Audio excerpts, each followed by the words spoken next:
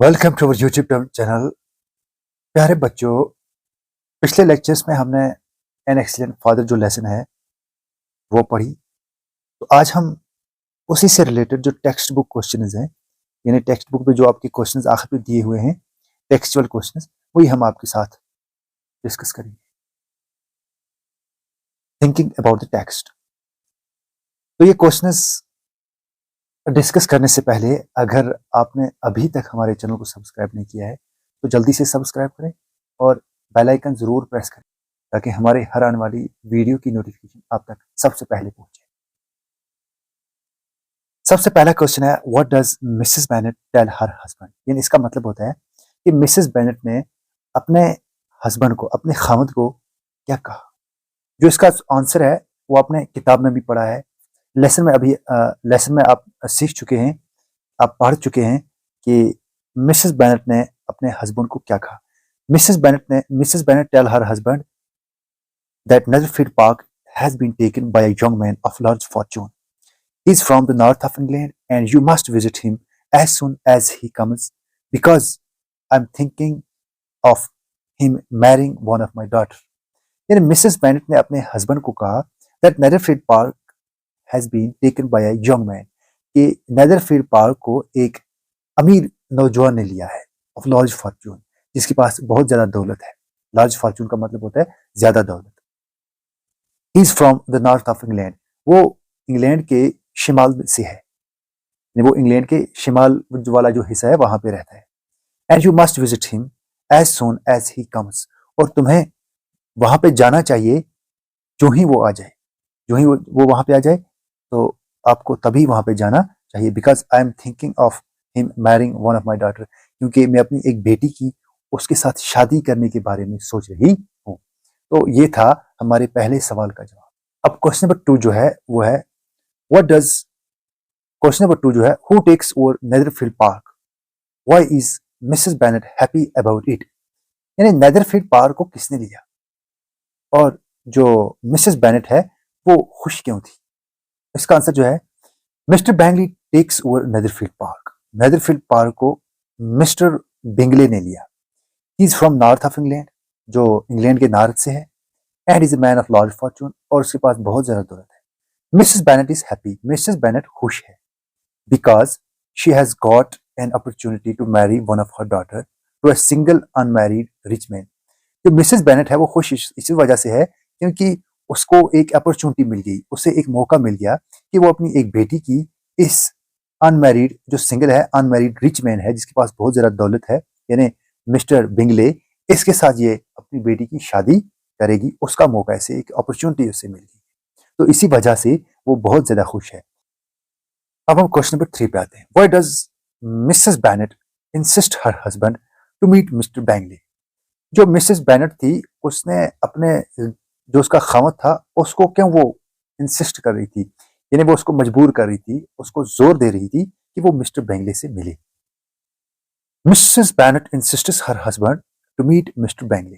जो Mrs Bennett थी ये अपने खामद पे जोर दे रही थी, यानी उसे मजबूर कर रही थी कि वो मिस्टर बिंगले से मिले, because she doesn't want to miss such a golden opportunity, क्योंकि वो ऐसा सुनहरा मौका जो था वो इसे खोना नहीं चाहती थी। ऑफ गेटिंग, वो मौका, गोल्डन अपॉर्चुनिटी क्या थी, of getting of her daughters married to a young man, कि वो अपनी बेटी की इस यंग मैन से, इस जवान आदमी से शादी करे। So she urges her husband, तब वो अपने हस्बैंड के सामने अर्ज करती है, यानी इल्तिजा करती है, टू मीट हिम, कि वो उससे जाके मिले, अलॉन्ग विद हर डॉटर्स, अपनी बेटियों के साथ। क्वेश्चन नंबर 4 है, you take delight in vexing me, you have no compassion on my poor nerves. यानी तुम मुझे तंग करने में खुश होते हो। You have no compassion on my poor nerves, तुम्हें मेरे गरीब एहसाब पे कोई तरस नहीं है। एक्सप्लेन, इस बात को एक्सप्लेन करनी है, तो इसकी आपने वजाहत करनी।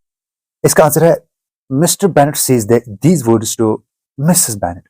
मिस्टर बेनेट ने ये अल्फाज मिसेस बेनेट को बोले, यानी पति खामद ने ये अल्फाज अपनी बीवी को बोले। व्हेन शी इंसिस्टेड हिम, जब वो उसको मजबूर कर रही थी टू विजिट मिस्टर बिंगले, कि वो मिस्टर बेंगले के पास जाए, यानी वहां का दौरा करे। Mr Bennet means to say that he has many other household matters to deal with. Mr Bennet जो है वो ये कहता है कि उसके पास बहुत जरा घर के मामलात हैं जिनके साथ उसको अभी डील करना है। He is getting old and has no energy to handle all the situations, यानी वो कह रहा है कि वो अब बूढ़ा हो रहा है, एंड हैज नो एनर्जी, और उसके पास कोई ताकत नहीं है, to handle all the situations, कि तमाम जो सूरत हालें उनको वो हैंडल कर सके, यानी उनसे निपट सके। And she seems to happy by irritating him, और वो उससे गुस्सा जब दे रही थी तो वो खुश लग रही थी, यानी उसको गुस्सा देने में खुशी आ रही थी। अब क्वेश्चन नंबर 5। क्वेश्चन नंबर 5 है, why does Mrs Bennet thinking that Mrs Long is selfish. Mrs Bennet क्यों ये सोच रही थी कि मिसेस लॉन्ग जो है वो एक सेल्फिश है। सेल्फिश बोलते हैं खुद गर्ज, जो अपने ही बारे में सोचती है, नहीं दूसरों का उसे कोई ख्याल होता नहीं है, तो उसे सेल्फिश कहते हैं। आंसर इसका है, Mrs Long has two unmarried nieces of her own. Mrs Long के पास अपनी 2 गैर शादीशुदा भतीजियां थी। So Mrs Bennet thinks that she will introduce her own निसेस।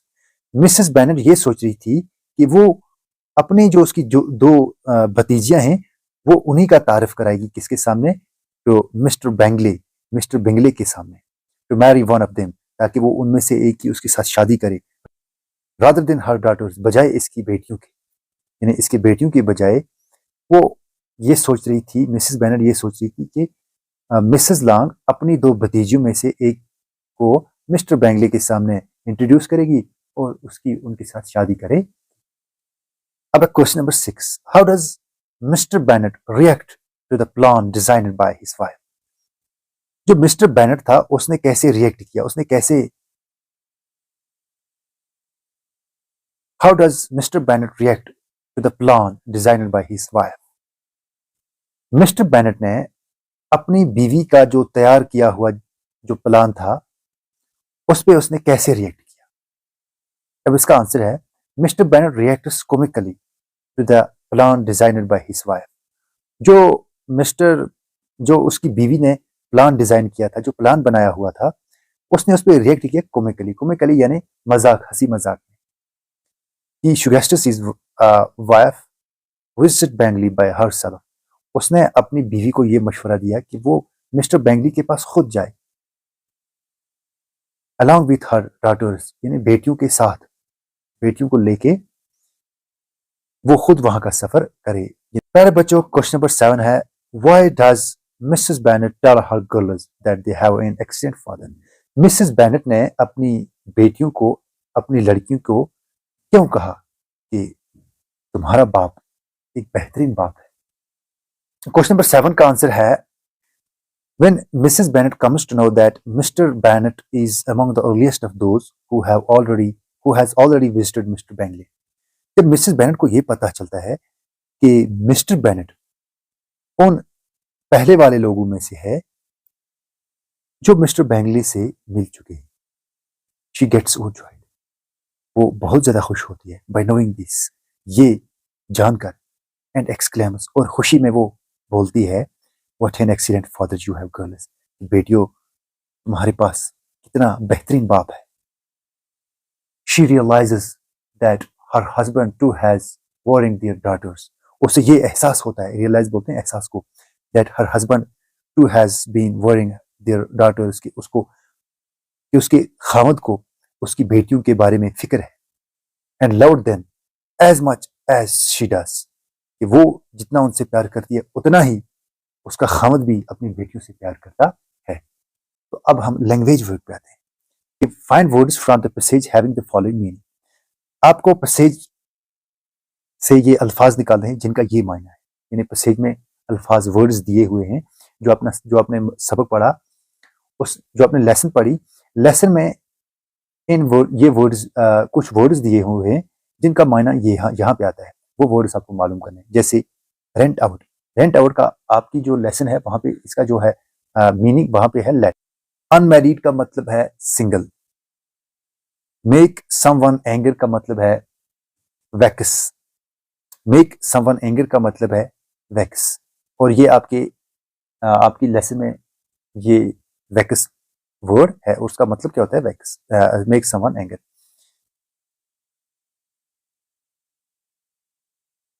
फिर यहाँ पे है in a great haste unwillingly to wait, यानी बहुत जल्दी में हो और मिलने के लिए बेताब हो। तो उसको उसका जो लेसन में इसका जो वर्ड है प्रॉपर वो है इम्पेशेंट। ऐसे ही टू लिव समवेयर परमानेंटली, कहीं पर परमानेंट रहना यानी मुस्तकिल रहना, उसको हम सेटल कहेंगे। और ये आपकी लेसन में दिया हुआ है। इंटेंशन और प्लान का मतलब होता है डिसीजन। इंटेंशन और प्लान का मतलब होता है डिसीजन। तो ये आपकी उसमें लेसन में दिए हुए हैं। तो आज का लेक्चर यहीं पे खत्म हुआ चाहता है।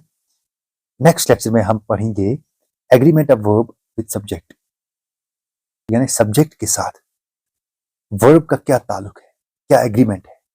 अगर आपको कहीं कोई भी प्रॉब्लम हो तो कमेंट सेक्शन में हमें जरूर आगाह कीजिए।